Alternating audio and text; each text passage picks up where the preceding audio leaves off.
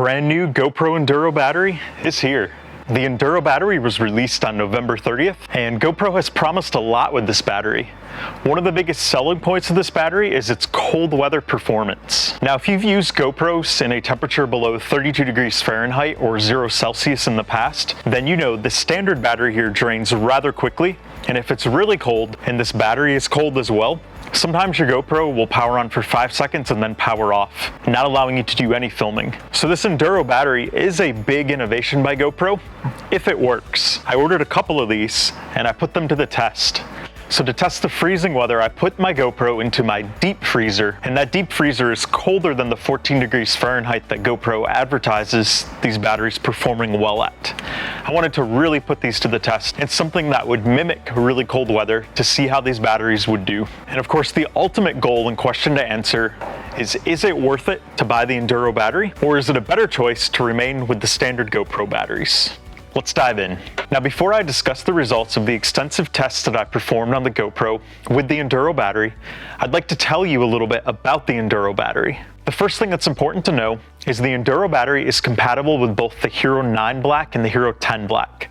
But the Enduro battery is not compatible with any other GoPros. And the reason it's compatible is it is the exact same physical size and design as the standard GoPro battery. And interestingly enough, not only are these batteries the same physical size, these batteries both have the exact same capacity of 1720 milliamp hours. Now, the first question I asked when I learned that, how is this battery with the exact same milliamp hours as this battery going to get that much greater recording time, especially in cold temperatures? GoPro definitely has some type of wizardry going on with this battery, and I'm very intrigued and impressed. So let's talk price on these batteries. The Enduro battery goes for $24.99, but if you are a GoPro subscriber, that drops the price down by 20% to $19.99. The standard GoPro battery is $19.99, and if you're a GoPro subscriber, that drops the price down to $15.99. So basically, if you're a GoPro subscriber, the cost difference between these two batteries is $4. If you're not a GoPro subscriber, it's $5. Now, something else important to know is the GoPro Enduro batteries are also compatible with the dual charger. So if you own the dual charger, you're able to plug in 2 of these and charge them at the same time, just like you would with a standard battery.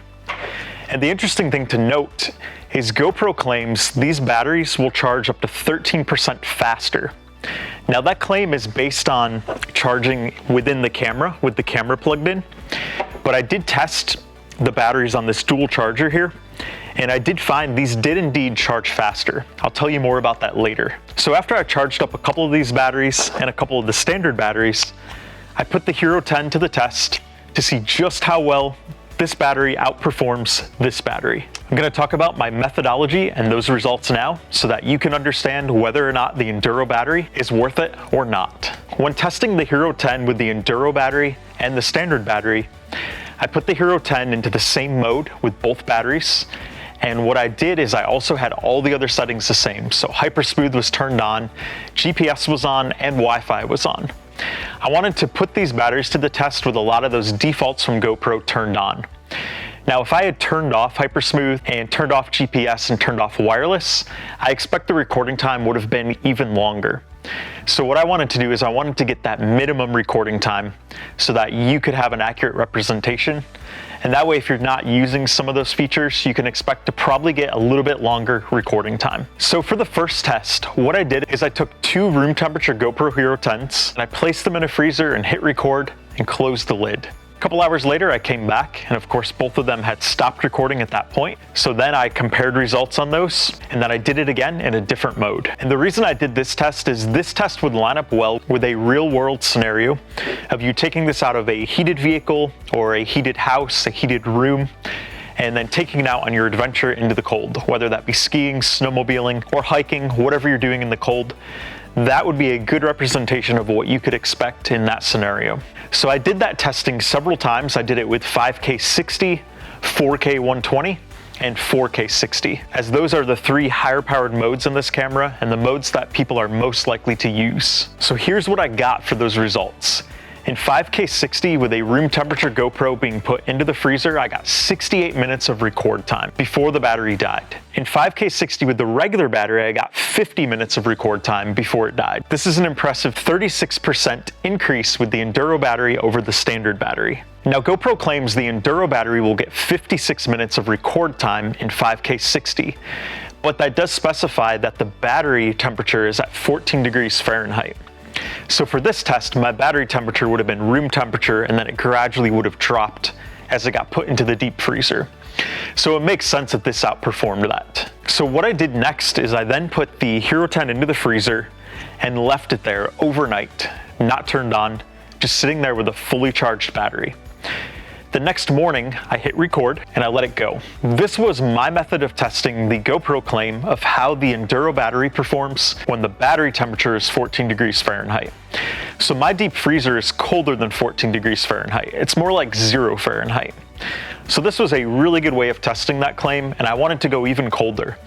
Because a lot of you that live in northern latitudes or go up to the mountains for skiing adventures, you're gonna have temperatures even colder than 14 degrees Fahrenheit a lot of the time. So when I came back to the camera a couple hours later, I found that with the Enduro battery, it recorded for 57 minutes in 5K 60 before the battery was completely drained. With the standard battery, the GoPro Hero 10 powered on for a couple seconds and then powered right off.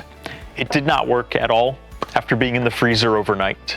I also tested the Hero 10 in 4K 120 after it had been left in the freezer overnight. For these modes, I also got similar results to what GoPro states on their website. In 4K 120, I got 50 minutes of record time out of the Hero 10 with the Enduro battery before the battery was completely drained. And of course, as you might have guessed, with the standard battery, powered on for a couple seconds and then died. It just could not run after that battery had been in the freezer overnight. So a good real world scenario for that is, let's say you leave your GoPro and your batteries in your vehicle overnight. Say you're on a skiing trip and you don't take them to your room, or you're camping out, doing some outdoor camping in really cold weather. That shows you that with the Enduro battery, you can reasonably expect to be able to grab your camera, even with the battery in the camera really cold, and you'll still be able to get a lot of record time out of that. But with the standard battery, if you have that camera left in your car overnight in the cold or out with you in the cold, you're probably not going to be able to power it on and use it at all. So that right there alone is a huge selling point of the Enduro battery, and I'm very impressed by this wizardry. Now on the GoPro website, GoPro does state the 1080p 30 mode will get you a whopping 115 minutes of record time on the Enduro battery. Now I did not test out the 1080 mode in the freezer, but based on the other performance values being the same or slightly better than what GoPro promises, I think it's reasonable to expect that the 1080p would not be any different. So for my second round of testing, what I did is I took the GoPro outside with the Enduro battery and the standard battery to see how it performed in moderate, pretty average temperatures. So the temperature range for the several hours of testing that I did was 65 degrees Fahrenheit all the way up to 73 degrees Fahrenheit. So that temperature stayed within that 8-degree range, and that's a pretty average normal temperature. So in this testing in 5.3K 60 frames per second, I was able to record for 63 minutes. With the standard battery, I was only able to get about 48 minutes at a time before the battery drained. But 4K 120 is where I saw the biggest, most impressive improvement. In 4K 120 at moderate temperatures, I was able to record for a whopping 53 minutes. While using the Enduro battery. When using the standard battery, I was only able to get 38 minutes in 4K 120. Now that represents a whopping 39% improvement in battery life with the Enduro battery versus the standard battery. I did also test in 4K 60, and I did see a slight improvement in 4K 60. It was around 11%, so I got a couple extra minutes out of that, but the difference was less pronounced with the Enduro battery versus the standard battery. Now, just like with the cold weather test, I did not test the 1080p 30 frames per second because GoPro does not claim any significant improvement or difference between the Enduro battery and the standard battery in 1080p. Basically, with either the standard battery or the Enduro battery, you can expect to get about 120 minutes or 2 hours of record time in 1080p, which is great. 2 hours of record time off a single battery is pretty good, and I don't think GoPro really needed to optimize further with their battery for 1080p. And other than some type of live streaming situation, I generally don't recommend using 1080p anyway. I recommend using 5.3K or 4K so that you can future-proof your footage and have more flexibility when editing. So to summarize, the GoPro Enduro battery does indeed offer a significant improvement in recording time in both cold weather and moderate temperatures. In cold weather, with the battery temperature also cold, you can reasonably expect to get about an hour of recording time out of this battery in those 4K or 5.3K modes, give or take a couple minutes depending on your exact frame rate with the higher resolution. Lower frame rates are generally going to get you a little bit more recording time, and higher frame rates are going to be a little bit less. If you're in colder weather with the standard battery, and the standard battery is the cold weather temperature, you're probably not going to get any recording time because your GoPro is going to power on for a couple seconds and then power off, refusing to operate. In moderate temperatures, you can expect to get around 29% recording improvement time in 5.3K 60, and nearly a 40% recording time improvement in 4K 120, and then at least a 10% improvement in 4K 60. So let's talk about that big question. Is the new Enduro battery worth it? If you're using the Hero 9 or 10 in cold weather, I would say it's an absolute must to have an Enduro battery. That dependability and reliability of that Enduro battery are easily worth the extra $4 or $5. If you're going to be using your Hero 9 or Hero 10 in moderate temperatures, if you value that extra recording time of 30% or 40% for just a mere $4 or $5 more per battery, I think that makes it an easy yes as well. That essentially means 2 of these Enduro batteries can equal the recording time of 3 of the standard GoPro batteries. And that math starts to work out quickly to a significant cost savings. In addition, there's also that factor of the 10% to 13% faster charging time. And this adds additional value to that Enduro battery. I consider it an easy decision to buy at least a couple of these to have them. In fact, I bought 5 of them. I wanted to have enough of these so that I could take them out fully charged for a whole day of adventure and not have to worry about running out of battery power and not have to worry about charging on the go. To conclude, props to GoPro for this new innovation. This really is quite impressive, especially considering it's the same size and the same milliamp hours as the standard battery. I don't know what kind of wizardry GoPro has going on, but I am impressed. And the Enduro battery I consider a great value. If you found this video to be helpful, please hit that like button. If you haven't already subscribed, please hit that subscribe and bell notification button, and you'll be notified every time I publish a new video. Until we talk again, happy GoProing.